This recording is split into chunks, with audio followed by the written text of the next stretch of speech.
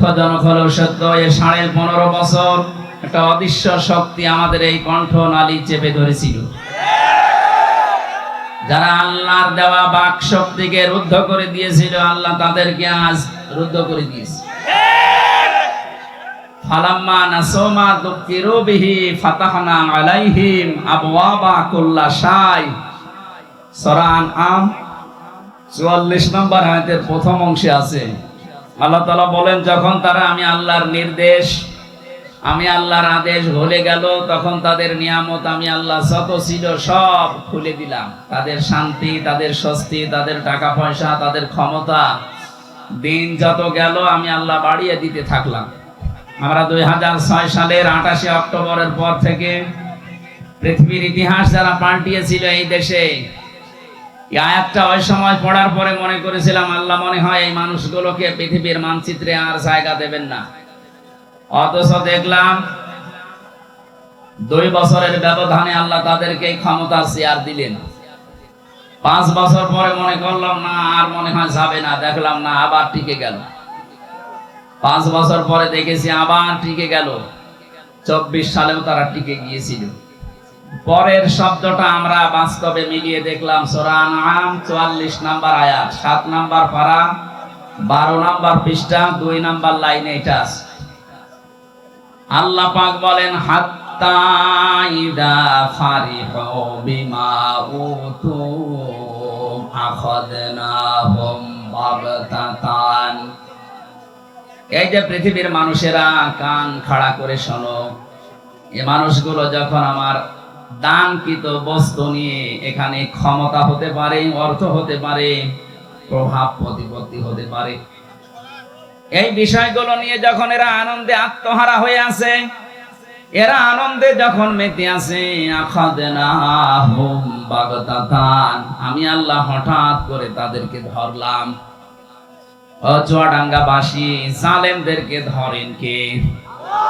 এখানে ফাইল আল্লাহ নিজে কর্তা, হোম দিয়েছেন আল্লাহ, বহু বচন দিয়ে জানিয়েছেন এ পৃথিবীতে যারাই জালেম, আল্লাহর নিয়ামত পাওয়ার পরে আনন্দে যারা আত্মহারা হয়ে আল্লাহর জিকির যারা ভুলে থাকে, তাদেরকে সরাসরি আমার আল্লাহ নিজে অ্যাটাক করেন। আল্লাহ পাক বলেন, আমার ধরনটা লক্ষ্য করো, আখাযনাহুম, আমি নিজে তাদেরকে ধরলাম, বাগতাতান, আকস্মিক ভাবে, ফাইদাহুম মুবলিসুন, এ মানুষগুলো হতাশ হয়ে গেল। আপনি 2024-এর 5 আগস্টের সাথে আয়াতটা মিলান, আমার মনে হয় খাপের খাপ মিলে যাবে। ওরা কিন্তু আনন্দে ছিল। এ জালেমেরা কোনোদিন চিন্তা করে না যে আমাদের দুপুরের খাবার সময় পাবো না। যদি এই চিন্তা করতো, জীবনও রান্না করতো না। কথা বলে না কেন? বিকাল 3টার ভেতরে ছেলে মেয়েরা যে তাদের ঘরে যা পেয়েছে ওইগুলো লুকিয়ে রাখতো। এমন এমন জিনিস দেখিয়েছে যেটা এখন আর দেখানো সম্ভব না। কথা বলে না কেন?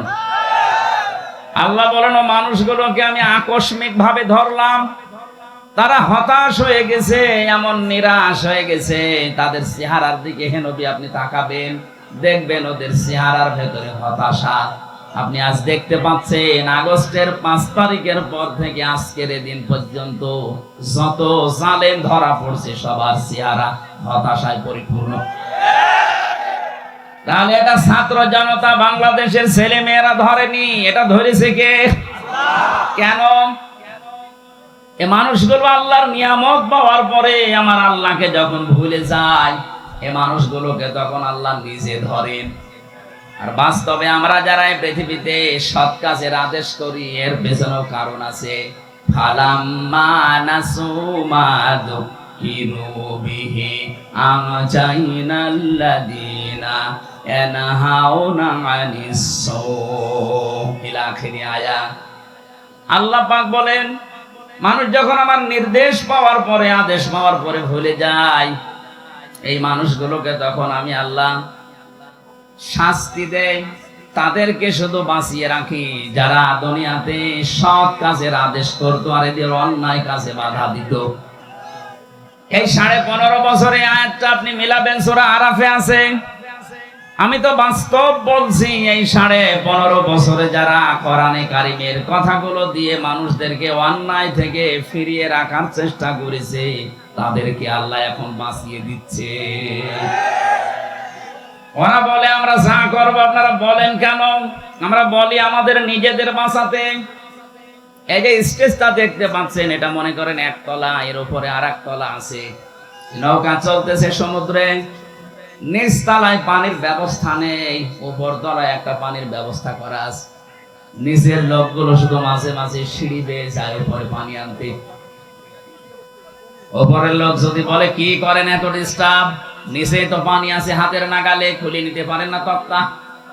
ও মানুষগুলো বিরক্ত হয়ে বলছে ঠিক আছে, জীবনে আর পানি নেওয়ার জন্য আসবো না। নিচে যখন পানি আছে দেখি হাতের নাগালে যে একটা তক্তা খুলে নিয়েছে। ওপরে আমরা যারা আছি, আমরা যদি বলি যে যা করছে করুক গা, লা ইলাহা ইল্লাল্লাহ, ওপরে যারা আছে একটাও বাঁচবে। নিচের মানুষগুলো এই বোকামি করে নিজেরা যেমন মরবে, উপরে যারা আছে তারাও মরবে। কথা বলে ঠিক কিনা? 15.5 বছরে আমরা নিশ্চুপ থাকতে পারতাম? আমার তো বাস্তব যতটুকু জ্ঞান আমি দেখেছি, এই 14টা দল বাদ দিয়ে বাংলাদেশে যত মানুষ আছে আমরা সব কিন্তু মাজলুম। কথা বলেন না কেন? যে দলের নামই বলেন, 14 দল বাদ দিয়ে যারা আছি আমরা সব মাজলুম। আমার আয়াতের শেষের শব্দে এটা আছে, আমরা ব্যাখ্যায় যাব। আমি আমার যতটুকু লেখাপড়া আয়াতের উপরে আছে, আমার মনে হয় বাংলাদেশ আজকে একেবারে মিলে যাবে। আপনারা থাকবেন তো ঘন্টা খানিক? আল্লাহ পাক বলেন, এই মানুষগুলো যখন আমি আল্লাহর আদেশ ভুলে যাই, যে মানুষগুলো সৎ কাজের আদেশ করে আর অন্যায় কাজে বাধা দেওয়ার চেষ্টা চালায়, আযাব যখন পাঠায় তখন তাদেরকে বাঁচিয়ে দেই। আমরা এই আয়াত পড়েছি এই কারণে, জীবনের রিস্ক নিয়ে হলেও সৎ কাজের আদেশ, অসতে আমরা বাধা দেই।